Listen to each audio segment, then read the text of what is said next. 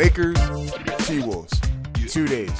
One of the best first-round matchups in the NBA playoffs this year. I cannot wait to watch this series.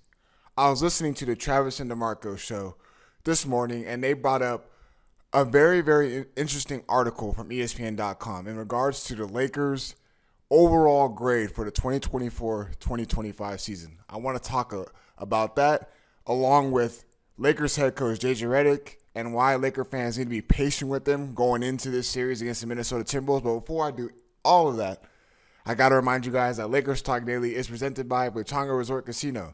Play your perfect combination at Pechanga Resort Casino, the official Native American resort and casino of the Los Angeles Lakers. Skip the traffic. Head on over to Pechanga Resort Casino just off the I-15 in Temecula. Visit Pechanga.com or call 888-PECHANGA for reservations and for more information. So yeah, once again, listening to the Travis and DeMarco show, they brought up, in one of their segments, they brought up the Lakers' overall grade for the 2024-2025 season. It was on the ESPN.com.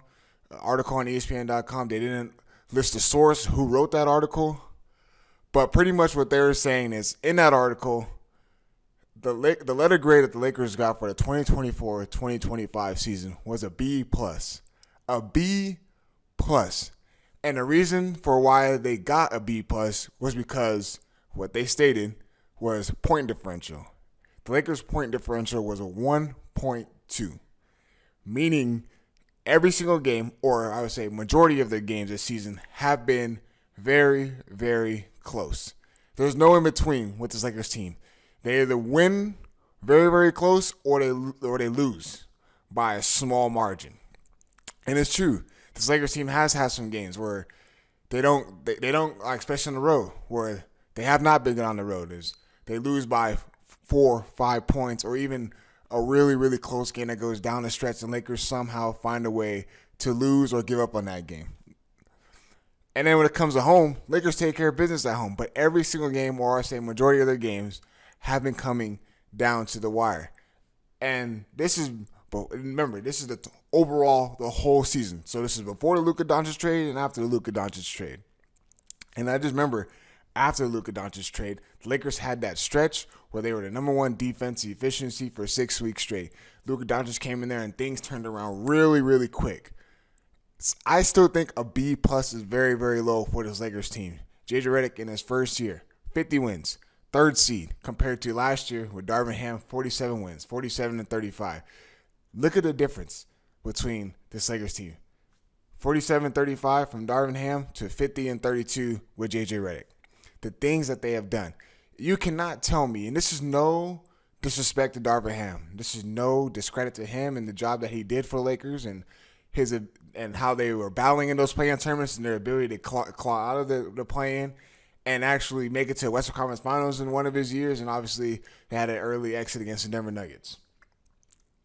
But look, man, JJ Redick is more than that. His ability to attention to details, to coach this team, to lead them to victory, to put him in the right spots defensively and offensively. He is a mastermind when it comes to schemes.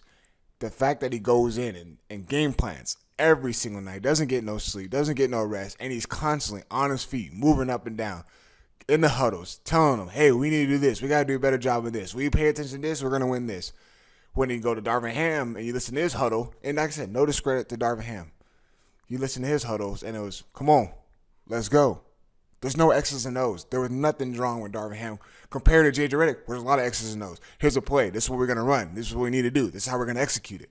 So that's already a bonus with this Lakers team. But as far as overall grade and a B+, third seed in the Western Conference. The Western Conference was ridiculous this year. Ridiculous. And how close it was from 3 to the 8th seed. And the fact that the Lakers got Luka Doncic in that trade deadline and how their season turned around that quick. And the Lakers were almost to even the high second seed in the Western Conference. I think that the Lakers deserve more than a B+, at least an A. At least an A, not a B+. You can make that argument with the point differential and Lakers don't blow teams out like the Oklahoma City Thunder and how the Thunder are young, but they go out there and the way they win by the margins is really, really good. And they're never in close games. They take care of business. We get all that. But the fact that Lakers are in close games and they win those close games, and they take care of business at home. And they had their struggles, but they are the third seed in the Western Conference. That should deserve a lot more than worrying about a point differential if the Lakers are number 3 in the Western Conference with 50 wins in J.J. Redick's first season. That deserves a lot more credit. I don't agree with that. I think overall grade, and the season's not even done yet. So the fact that they already got a B+ grade out for them, who knows what this Lakers team can do? They can make it to the Western Conference Finals.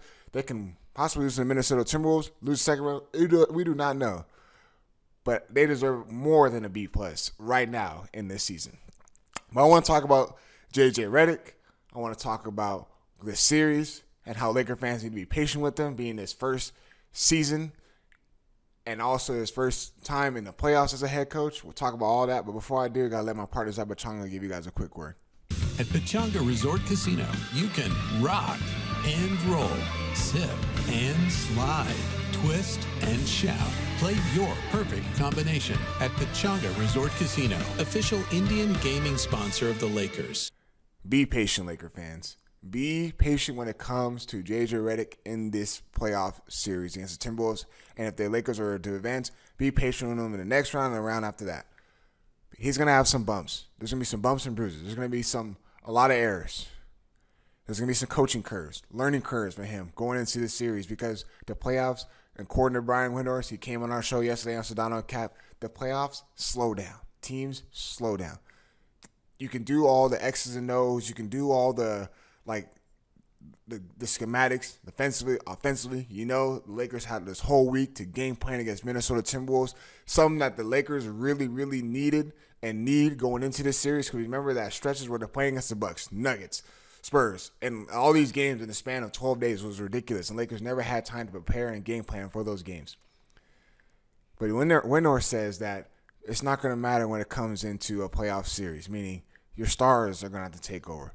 This is the time where you exploit mismatches. You get the switches. You go to work. Your star players take over. You can put them in the right spots. But he also stated that J.J. Redick is going to have some bumps and bruises going into these series. There's going to be mistakes. But what Laker fans need to do is be patient and understand that this is his first year in a playoff series. He's going to make his mistakes. We got to be able to not go on Twitter and have Twitter fingers and why is J.J. Redick doing this? Why are they doing that? Why are they not doing it? Be patient. Have patience with them. This is what we're talking about with Brian Windhorst. This is what we're talking about with Andy K. There's going to be mistakes made. He's going to have some coaching and learning curves going into these series. We got to be okay with it. We got to understand. There's going to be some rotations that are like, why are we doing this right now in the playoff series? It is okay. It's a learning experience. Can't wait for this series. I might have a special episode for you guys tomorrow, meaning I have a special guest, most likely with me for tomorrow's episode on Lakers Talk Daily. You will see who it is when the episode gets published tomorrow. But as always, appreciate you guys tuning in. Peace.